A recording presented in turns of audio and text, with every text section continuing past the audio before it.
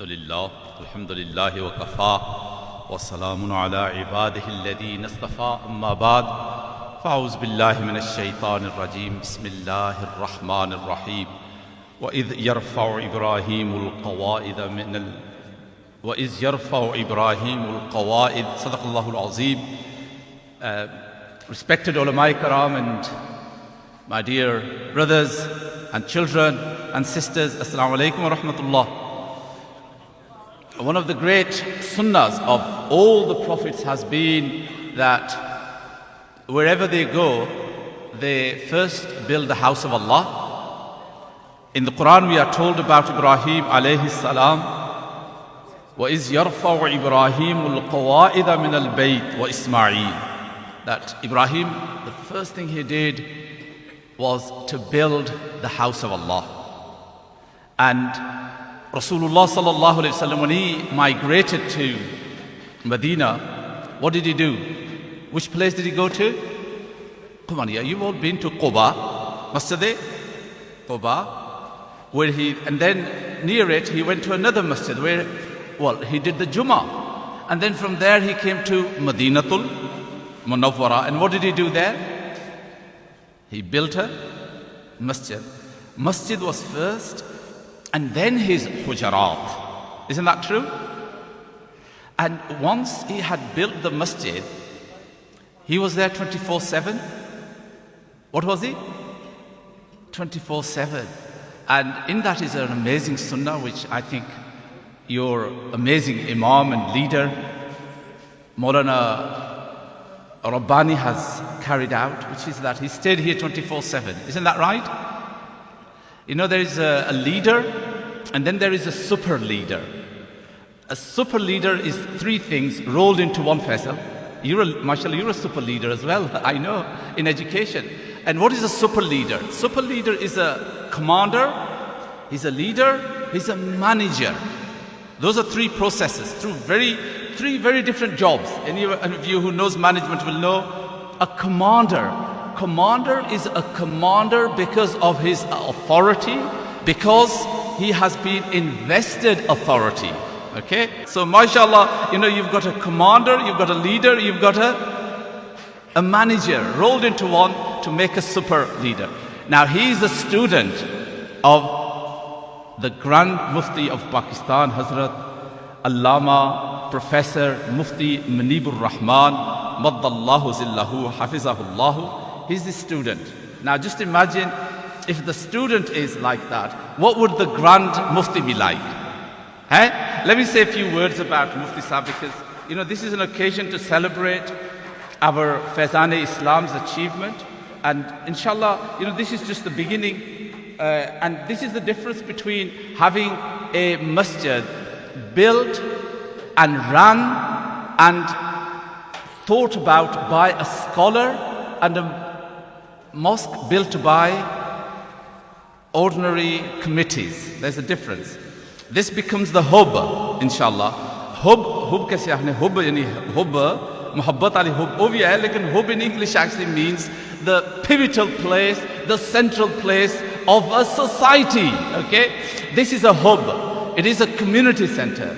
It is a place of worship. It is a place where people come to learn as well. So it's an educational institution as well. It is a place where people will come and say, I have this need, can you fulfill it? It is a place where babies too, min al-mahdi ila al-lahd, inshallah al-aziz. That is the plan of, and it's already doing some of those amazing activities. Okay? Now, you know, this is an important point to mention, because you people have supported him. He's driven you. And I'll tell you, he's going to drive you even further, because he has an amazing plan, inshallah, which is going to make this a great center of London, inshallah al-aziz. But let me say a few words about Qibla Mufti Sahib. Alam Sahib, ijazat hai? Mufti Sahib, you know, asal cheez to, you know, jo buzurgan di, ek to na bade laqab dena, but Mufti Sahib doesn't need any alqab jai, na? We just need to look at his services, and you will then see, you know, we have a saying that man khadima khudima, and the servant becomes the served. The servant becomes the true leader. Sayyidul Qawm khadimuhum is the Muhammadan paradigm of leadership. That is the way, the pattern of leadership is not like Liz Truss or Trump or Zardari Saab or Abd Imran or any of those. No. Our is Sayyidul Qawm Khadimuhum. That is it. And let me just share just a few minutes about Mufti Saab. I think it's really important. Mufti Saab is a man of amazing talents, contributions, and he holds many high national offices. For example, he's the president of Tanzeemul Madaris of Pakistan, but not only that, but actually another association that is consists of all the different schools of thought, from the Ubandis to the Salfis to the others, all of them. He is the chairman of that. He's also, for 20 years, he was the chair of the Pakistan's Royat Hilal Committee, the Moon Sighting Committee. He's the member of the Islamic Ideology. He's a professor at Jinnah University for Women, member of the National Academic Council of Institute of Policy Studies, head of Sharia Board of Burj Bank, and president of Darul Uloom Naimia Karachi. And Mufti Saab champions working within the framework of authority. Listen to this, it's really important to understand.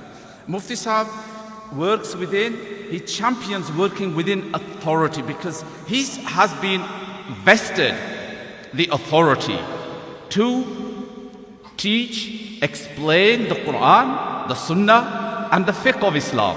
And he always respects authority, promotes working within the bounds of the law. He writes a lot. With a hawk's eye, he scours the liberal writers who ignorantly write about or against Islam.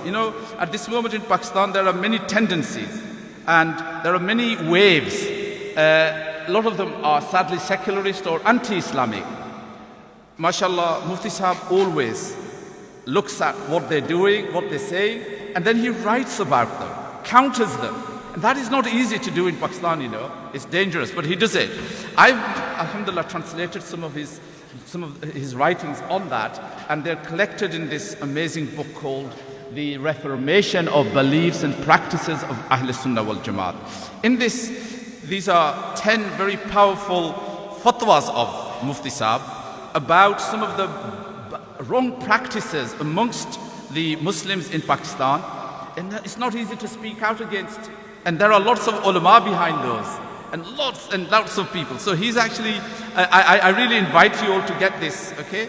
Because I've translated it and I've published it, and I want people to read it, okay? And you can read a lot about Mufti Saab here. Just finally, Mufti Saab lives with a simplicity. He prefers the prophetic model. He's been an imam in a mosque for 60 years, in a small mosque called Masjid-e-Aqsa in Karachi for 60 years. Can you imagine, eh? And that just shows you his steadfastness and his loyalty to his own people. And that is a sign of Rasulullah ﷺ stayed in one mosque, didn't he? Anyway, there's a lot to say. You can read a lot about it in this little book. May Allah bless Apne Allama Rabbani Afghani and his wonderful work of Faizan Islam. And of course, Mufti Saab's, inshallah, you'll be listening to him. And I do urge you to get this book. Jazakallah.